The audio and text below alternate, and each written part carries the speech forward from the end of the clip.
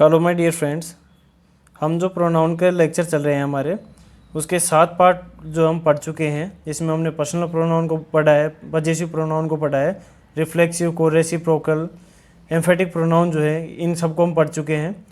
जो 7 पार्ट के बाद में अपना 8 टाइप्स है, वो है अपना इनडेफिनेट प्रोनाउन। जैसे इनडेफिनेट का मतलब होता है कि इसमें फिक्स नहीं है, यानी आप बता नहीं सकते कि कौन है सामने, जो भी सब्जेक्ट होगा हम किसके बारे में बात कर रहे होंगे। जैसे मैं कहूँ कि दरवाजे पर कोई आया है, तो वो कोई कौन है उसके बारे में आप नहीं बताएंगे।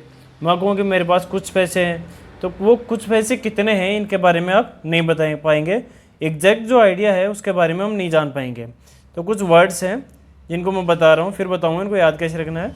जैसे कि एवरीबडी है, समबडी है, nobody, anybody, someone, no one, anyone, everyone, everything, something, nothing, anything, all, some, any, both, much, few, little. तो इन जो वर्ड्स हैं इनको हम बोलते हैं इंडेफिनेट प्रोनाउन। इनको जब भी आप यूज़ में लेंगे एक सेंटेंस में, तो आपको जो है पता नहीं रहेगा कि हम किसकी बात कर रहे हैं वहाँ पर। इनको याद करने का सीधा सा तरीका है कि आपको याद करना है, जैसे कि एवरी, सम, नो और एनी। इनके साथ लगाना है यहाँ पे एवरीबडी, समबडी, नोबडी, एनीबडी। फिर लगाना आपको एवरीवन, समवन, नो वन। फिर लगाना है एवरीथिंग, नथिंग, समथिंग, एनीथिंग। यानी कि इसके साथ में क्या लगाएंगे, एक आपको लगाना है इसमें बॉडी, नन और थिंग। ये आपको याद रखना है। जैसे everybody, everyone, everything, nothing, nobody और नो वन। ऐसे ही एवरीवन, एवरीबडी, एवरीथिंग। तो इस तरीके से हम बात करें, जैसे समबडी, समवन और समथिंग। तो ये वन लगाना है यहाँ पर आपको इसके साथ में, और यहाँ पे क्या लगाना है, बॉडी लगाना, और यहाँ पे थिंग। तो ये चीज़ें याद रहेंगी। कुछ और है अपने, जैसे कि all, some, any, both, much, few और लिटिल। इनसे रिलेटेड कुछ रूल्स देखते हैं अपन कि क्या रूल्स हैं इनको, जहाँ पे ये इनको अच्छे से समझ पाएँ अपने को कि क्या जो एक सेंटेंस के अंदर इनका काम क्या है, किस तरीके से यूज़ में लिया जाता है। फर्स्ट एक अपना रूल जो है, देखो, यूज टू पॉइंट आउट, यानी कि इंगित करने के लिए, बताने के लिए काम में लिया जाता है। अबाउट अननोन पर्सन और क्वांटिटी, यानी कि किसी अनजान आदमी के बारे में या किसी चीज़ की ऐसी मात्रा जिसका पता नहीं होगा, वहाँ आपको क्या यूज़ में लेना है, इनडेफिनेट प्रोनाउन, क्योंकि इसका मतलब भी अनिश्चित होता है। फर्स्ट एग्जांपल देखेंगे, समवन इज़ कॉलिंग यू, कोई तुम्हें बुला रहा है। तो अब यहाँ पे वो बुलाने वाला कौन है उसका पता नहीं है अपने को कि कौन बुला रहा है। सेकेंड एग्जाम्पल देखेंगे, सेकेंड एग्जाम्पल लिखा अपना, any one can make mistakes, any one, कोई भी जो है गलती कर सकता है। अब कोई भी कौन है, कोई फिक्स पर्सन की बात नहीं कर रहे हैं हम, कोई भी हो सकता है। थर्ड एग्जाम्पल देखिए, देर इज समवन, वहाँ कोई है, हाइडिंग बिहाइंड द कर्टेन। ये हाइडिंग लिखा हुआ है यहाँ पर ऊपर, बिहाइंड का मतलब पीछे, कि पर्दे के पीछे कोई ना कोई छुपा हुआ है, लेकिन छुपा हुआ कौन है ये पता नहीं है। ऐसे एक और एग्जांपल जो अपने देखेंगे, इनको एक बार रिवाइज करा देता हूँ कि इंडेफिनेट प्रोनाउन कौन से होते हैं, everybody, somebody, nobody, anybody, someone, no one, anyone, everyone, everything, something, nothing, anything, all, some, any, both, much, few और लिटिल। फर्स्ट हमने देखा कि ये काम में लेते हैं अननोन पर्सन के या क्वांटिटी के बारे में बताने के लिए। फर्स्ट में हमने देखा यहाँ पे किसी पर्सन की बात कर रहे हैं कि कोई तुम्हें बुला रहा है, लेकिन वो कौन है इसका पता नहीं है।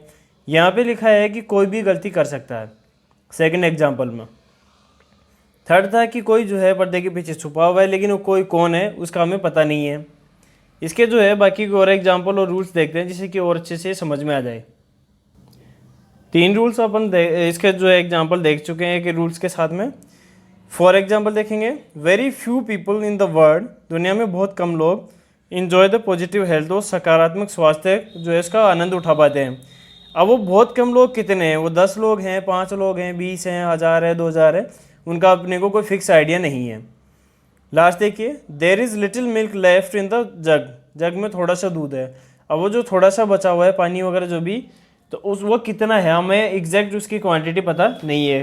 कई बार हम किसी से पूछते हैं कि भाई पानी है क्या, थोड़ा पानी लेके आ, तो वो कहता है कि नहीं इसमें तो थोड़ा सा है। तो उस थोड़े से की क्वांटिटी कितनी है उसका पता नहीं, उसके लिए हम यूज़ में लेंगे इनडेफिनेट प्रोनाउन।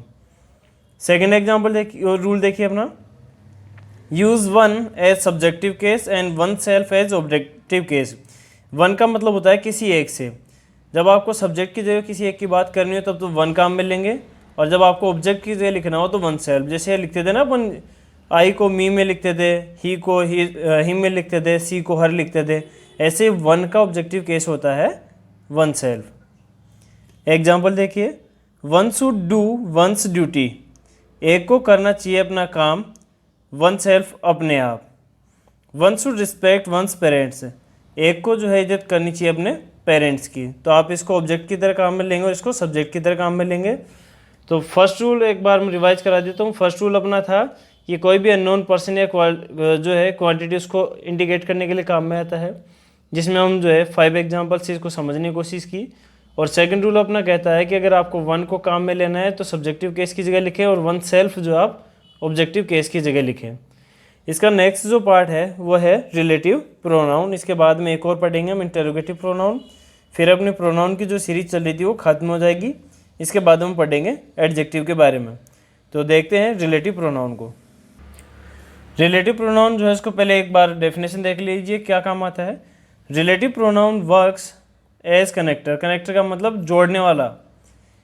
कौन कौन से होते हैं इसमें, जैसे हु है, विच, दैट, वॉट, वाई, इनको हम जो है रिलेटिव प्रोनाउन कहते हैं। रिलेटिव का मतलब होता है संबंधित, यानी कि दो क्लोजेस वगैरह को जोड़ेगा तो उनके बीच में क्या है, संबंध बताएगा कि किस प्रकार एक से दूसरे से जुड़े हुए हैं। एग्जाम्पल से समझने की कोशिश करते हैं। फर्स्ट एग्जाम्पल लिखा हुआ है, I know a man who is kind hearted. अब ये किसको जानते हैं हम, उस आदमी को जो क्या है काइंड हार्टेड है। इस बात को इससे जोड़ने के लिए हमने क्या यूज़ में लिया है, यहाँ पर हु रिलेटिव प्रोनाउन यूज़ में लिया है। एक रूल हम पहले पढ़ चुके हैं कि यहाँ पर जो वर्ब आती है वो इस रिलेटिव प्रोनाउन के पहले जो नाउन या प्रोनाउन लिखा होता है उसके अकॉर्डिंग आती है। देखो यहाँ पे लिखा हुआ है आई के हिसाब से वर्ब नहीं है, ना इसके हिसाब से है मैन के हिसाब से जो कि सिंगुलर है, तो वर्ब भी सिंगुलर यूज में लेते हैं अपन। सेकेंड एग्जाम्पल देखिए, my friend gave me books, मेरे दोस्त ने किताबें दी, विच आर इंटरेस्टिंग, जो कि हैं इंटरेस्टिंग। अब यहाँ पे जो आर लगाया मैंने बुक्स के हिसाब से, और ये विच किसके लिए काम में लिया है, बुक के लिए। ऐसे ही हु किसके लिए काम में लिया है, मैन के लिए। तो इस आदमी का संबंध इससे बता रहा है। ऐसे ये किताब इंटरेस्टिंग क्या है, किताबें, इनका और इनका रिलेशन बताने के लिए हमने यहाँ यूज़ में लिया है विच। ये आपको पता होना चाहिए कि जो हु, हुम और हुज है उन्हें हम लिविंग के लिए काम में लेते हैं, और जो विच है उसको नॉन लिविंग के लिए काम में लेते हैं, और दैट जो है वो दोनों के लिए काम में आता है। इसके यूज़ भी देखेंगे। इसका फर्स्ट रूल देखिए, रिलेटिव प्रोनाउन जो है हु, विच और that acts as subject of subordinate clause. Subordinate clause क्या है, मेन क्लोज क्या है, इसके बारे में बताता हूँ एक बार। क्लोज जो होता है एक बड़े से सेंटेंस का ऐसा हिस्सा होता है जिसका खुद का सब्जेक्ट और वर्ब तो हो ही कम से कम, क्या हो, सब्जेक्ट और वर्ब हो। दो क्लोज होती हैं, एक मेन क्लोज होती है और एक सबऑर्डिनेट क्लोज होती है। मेन क्लोज का मतलब जिसका खुद का मतलब निकलता हो, और सबऑर्डिनेट जिसका मतलब नहीं निकलता हो। जैसे कि मैं यहाँ कहूँ आई नो ए मैन, मैं एक आदमी को जानता हूँ, अब इसका पूरा मतलब निकल रहा है। दूसरा देखो, हु इज़ काइंड हार्टेड, जो कि काइंड हार्टेड है। अब कौन काइंड हार्टेड है ये बताने के लिए आपको ये सेंटेंस लिखना ज़रूरी है। तो ये तो अपना हो गया है मेन क्लोज, और ये हो गया है सबऑर्डिनेट क्लोज। ऐसे यहाँ लिखा हुआ है my friend gave me books, मेरे दोस्त ने मुझे किताबें दी, तो इसका मतलब तो निकल रहा है विच आर इंटरेस्टिंग, जो कि इंटरेस्टिंग है। अब क्या इंटरेस्टिंग है बताने के लिए आपको ये लिखना ज़रूरी है। तो ये होता है अपना सबऑर्डिनेट क्लोज, यानी कि जो इसको डिपेंडेंट भी बोलते हैं अपन, यानी कि जो निर्भर करता है दूसरे के ऊपर। जैसे कि इसके अंदर ये दोनों इस पर निर्भर करते हैं, ये इस पर निर्भर करता है। अच्छा, कहाँ से पता चलेगा कि क्लोज कब स्टार्ट हुई है, जहाँ पर रिलेटिव प्रोनाउन लगा हुआ होगा वहीं से दूसरी क्लोज स्टार्ट होती है, ध्यान रखना, उसी को सबऑर्डिनेट क्लोज बोलते हैं अपन। तो अपना रूल था कि सबऑर्डिनेट क्लोज जो है इसमें सब्जेक्ट की तरह काम करते हैं। देखो, the man who is sitting in the park is scientist. अब इसमें दो सेंटेंस है, देखो, the man is a scientist ये एक सेंटेंस है, who is sitting in the park यानी आदमी साइंटिस्ट जो है कौन सा, जो कि पार्क में बैठा हुआ है। तो ये जो है जो पार्क में बैठा हुआ, इसका मतलब तब तक नहीं निकलेगा जब तक आप ये सेंटेंस नहीं लिखेंगे कि वो आदमी जो कि साइंटिस्ट है। The boy who is in red shirt is intelligent, तो इसमें भी देखिए दो लिखे हुए हैं, द बॉय इज़ इंटेलिजेंट और who is in red shirt. Sentence यही है, इनको लिखा इस तरीके से गया है क्योंकि ये रिलेटिव प्रोनाउन सबऑर्डिनेट क्लोज में सब्जेक्ट का काम कर रहे हैं। अब यहाँ इसकी वर्ब तो यहाँ लगी हुई है देखो, और इसकी वर्ब यहाँ लगी हुई है, तो वर्ब किसके साथ में आती है, सब्जेक्ट के साथ में, तो ये सब्जेक्ट बन गया, ये वर्ब, ऐसे ही ये सब्जेक्ट बन गया और ये वर्ब बन गई। तो दो रूल अपने देखे हैं, पहला तो ये कि कनेक्टर की तरह काम करेगा और जो है डिटेल देता है, दूसरे सेंटेंस को जोड़ने का काम करता है, सबऑर्डिनेट क्लोज को। फिर हमने देखा इसके अंदर कि अगर इसको इस तरीके से जोड़ा जाए तो ये सब्जेक्ट का काम करता है उसमें। वैसे तो इनसे क्वेश्चन बनाते हैं हम, जो इंटरोगेटिव प्रोनाउन में देखेंगे। तो मैंने इसमें बताया कि यहाँ दो सेंटेंस है, जैसे द मैन इज साइंटिस्ट, इसको जोड़ा है इसके साथ में, तो ये हेल्पिंग वर्ब किसके लिए आई, हु के लिए, तो ये सब्जेक्ट का काम कर रहा है। कुछ और रूल्स को देखते हैं इसको। अपना रूल है next, if a person an animal और थिंग, यानी कि एक तरफ जो है एक आदमी की बात कर रहे हो, किसी व्यक्ति या मनुष्य की, दूसरी तरफ कोई जानवर या फिर कोई चीज़ कनेक्ट हो अगर वो एंड कंजंक्शन से। एंड कंजंक्शन के बारे में जानते हैं आप अच्छे से, इसमें कंजंक्शन के जब यूज़ पढ़ा रहा था तब मैंने थोड़ा बहुत बताया था। तो इसको जब यूज़ में लेते हैं तो आप दैट रिलेटिव प्रोनाउन यूज़ मिलेंगे। वहाँ तो हमने देखा था हु, हुम और विच का देखा था उसमें, यहाँ दैट रिलेटिव प्रोनाउन के बारे में देख रहे हैं। यानी कि देखो यहाँ जैसे कि एक तरफ तो मैन लिखा हुआ है और दूसरी तरफ लिखा हुआ है डॉग, तो इस तरह की कोई कंडीशन आ जाए, दोनों तरफ आदमी हो तब नहीं, जब एक तरफ कोई मनुष्य की बात कर रहे हो और दूसरी तरफ हम बात कर रहे हो किसी जानवर या वस्तु की, तब आपको क्या यूज़ में लेना है जोड़ने के लिए, दैट। आई सा on the road hit by A car, कि एक आदमी और उसका कुत्ता जिसको कि मैंने देखा था रोड पर, हिट बाई ए कार, उन्हें कार के द्वारा टक्कर मार दी गई। नेक्स्ट रूल देखिए, use that with superlative degree. Superlative degree क्या होती है, आपने कुछ छोटी क्लास में देखा होगा, positive degree, comparative degree, superlative degree, ऐसे वर्ड देखे होंगे, good, better, best, high, higher, highest, fast, faster, fastest, slow, slower, slowest, tall, taller, tallest, तो ऐसे वर्ड देखे होंगे। तो वो वर्ड जिनके साथ में द लगा हो, जैसे कि the best, the tallest, the highest, the slowest, the cheapest, the widest, the warmest, the coldest, तो इन सेंटेंस के साथ में आप क्या यूज़ में लेंगे, दैट यूज़ में लेंगे, यानी सुपरलेटिव डिग्री के साथ में। इसको भी टॉपिक को एक बार बीच में जो है अपन बता देंगे। She is the most sincere girl I have ever seen.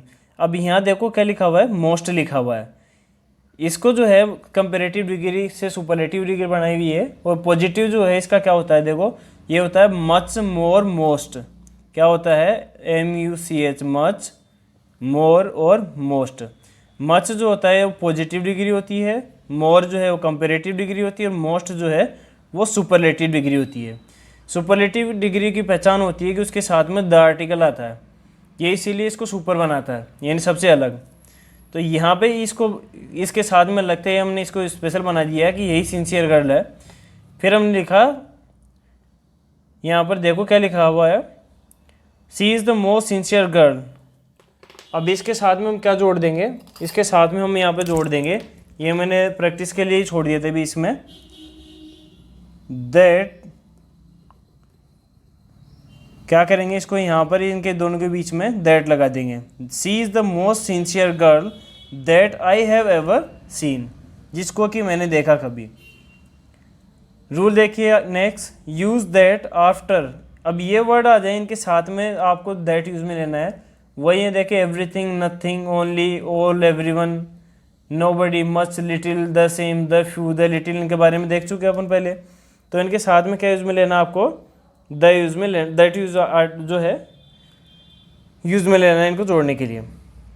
देखो दिस इज़ द ओनली, तो देखो क्या है इसमें ओनली, इसके साथ हमने क्या यूज़ में लिया, दैट। ऐसे ही देखो ऑल आया, इनको देखते हैं एक बार, फर्स्ट सेंटेंस को देखो पहले, this is the only pen that I bought yesterday, यानी कि एकमात्र पेन है जिसको मैंने कल खरीदा।